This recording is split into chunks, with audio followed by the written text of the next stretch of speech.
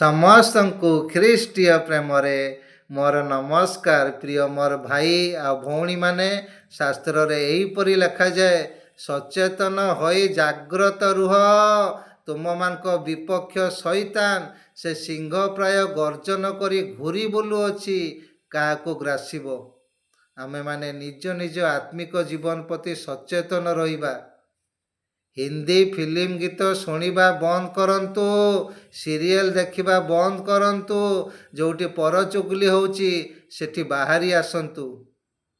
ଲେଖାଯାଏ, ତୁମେ ଶୈତାନକୁ ସ୍ଥାନ ଦିଅ ନାହିଁ।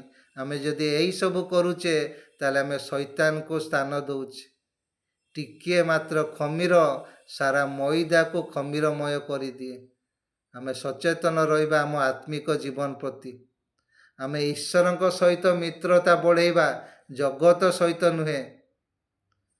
ଯାକୁବ 4:4 ଏହିପରି ଲେଖାଯାଏ, ଜଗତର ମିତ୍ରତା ଈଶ୍ୱରଙ୍କ ଶତ୍ରୁତା ଏହା କ'ଣ ଜାଣ ନାହିଁ?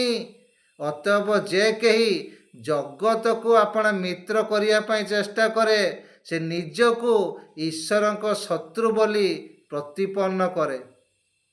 ଆମକୁ ଈଶ୍ୱରଙ୍କ ସହିତ ମିତ୍ରତା ବଢ଼େଇବାର ଅଛି, ଈଶ୍ୱରଙ୍କର ସ୍ୱର ଶୁଣିବାର ଅଛି।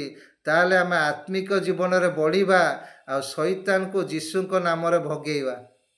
ସମସ୍ତଙ୍କୁ ପ୍ରେଜ୍ ଦ ଲର୍ଡ।